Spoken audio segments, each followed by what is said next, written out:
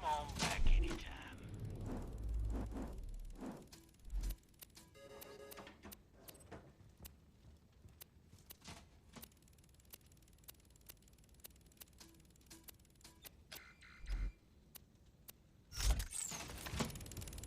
Don't want to get robbed.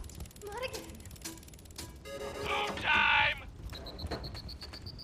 If you got the money, I'll save your gall darn life.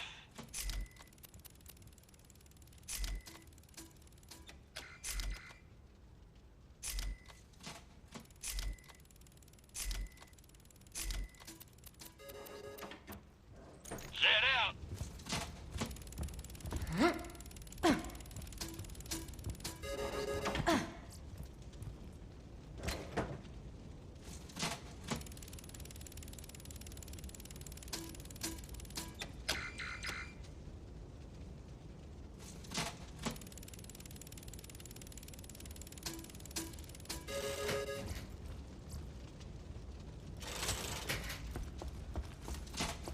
I'm legally obligated to tell you, I ain't a real doctor. I'll bet you.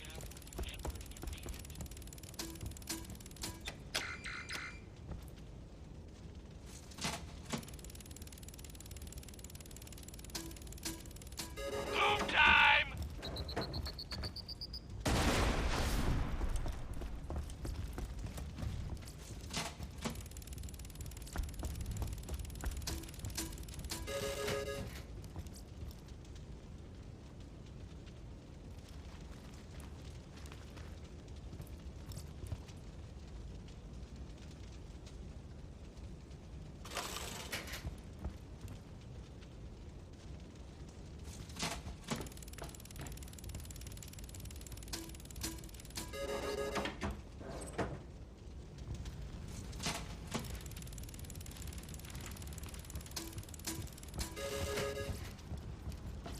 Hope you've had your shots.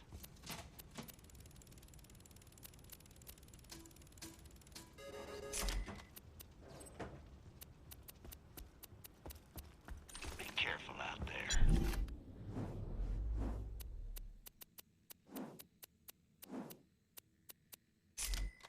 I'll bet you.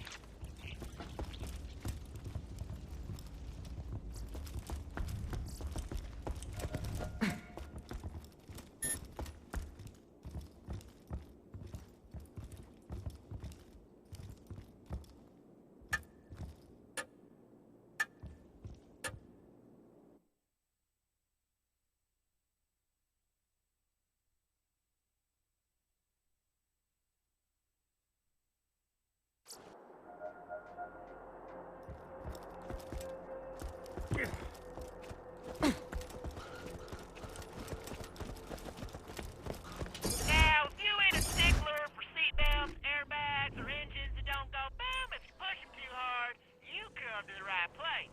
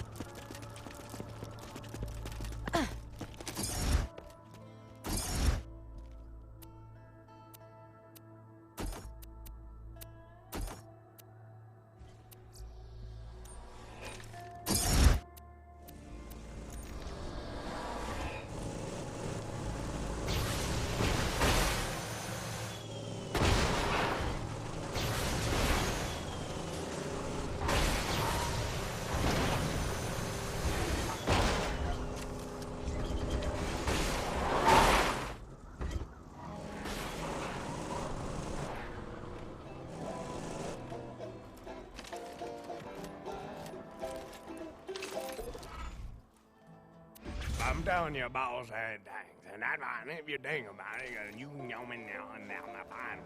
But they bring, and they come in here with a long company that flappy. I got another job for you, boyo. Meet with my man out in the dust. He'll give you the details.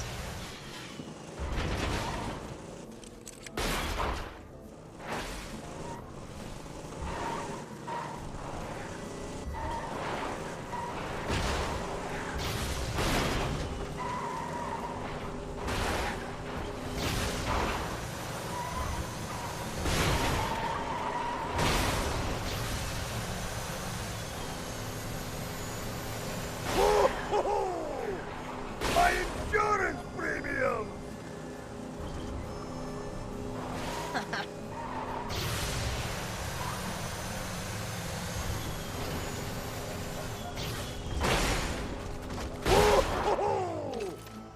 It's the place to catch a ride.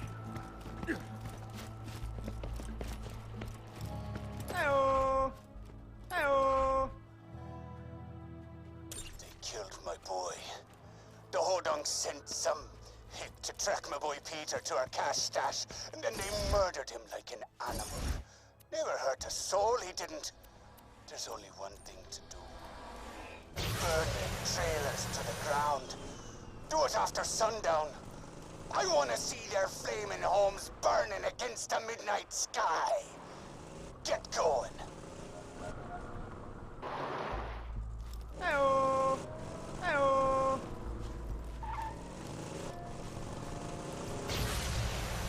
Feeling overburdened by money.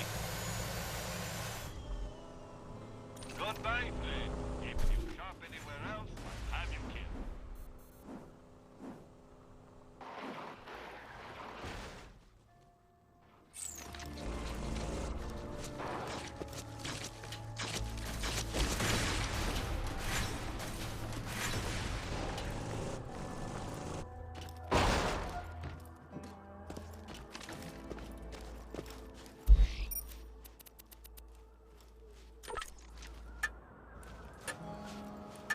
Hey-oh! Hey-oh!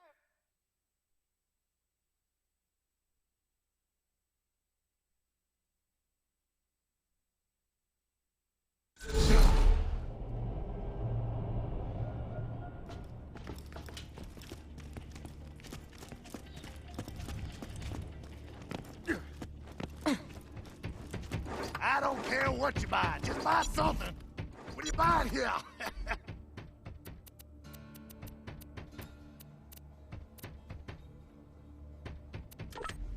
Don't tell nobody where you got that.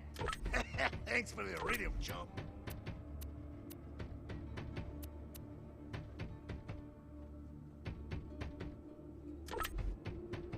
Don't you hurry back.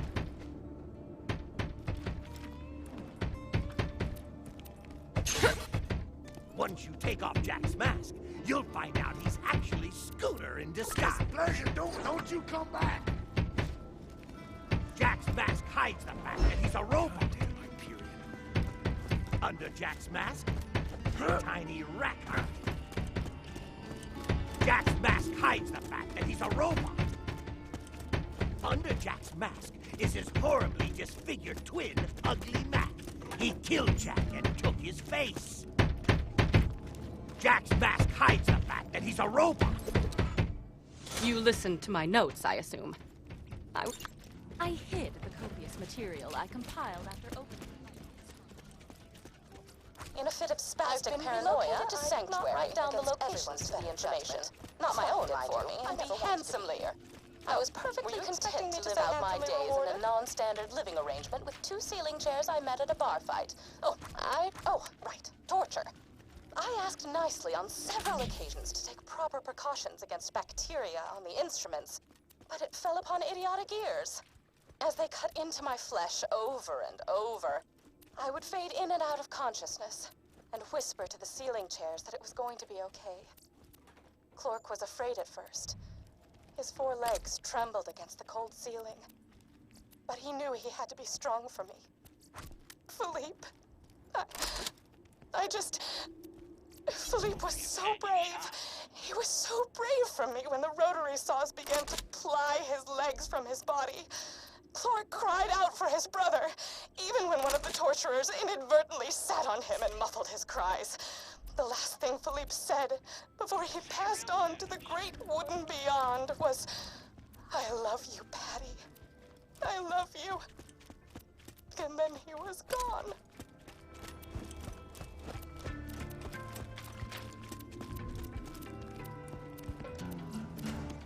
It's lonely here in Sanctuary. Sure, Clark prattles around on the ceiling, but it's hardly the same. Jack has taken so much from me. Jack has taken the only happiness I've ever had in his asinine quest for the warrior and more power. Revenge is as pointless as music, but on this occasion, I will allow myself the revenge. I will allow myself to aid in his downfall. Mark my words, Jack. You're going to die.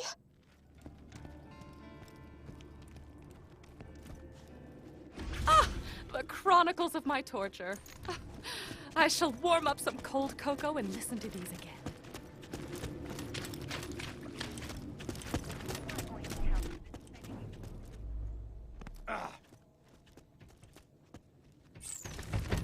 I don't got all day, Skagalick. Stay alert. You better stay on.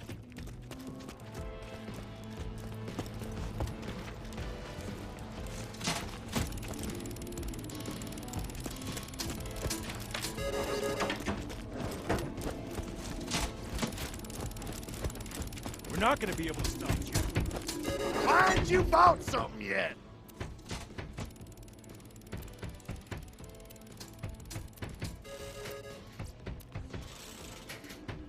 How about that? Don't you hurry back!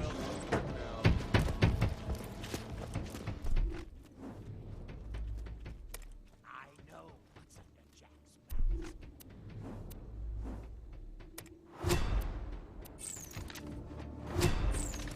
Hyperion can't We're gonna lose this war. I know it.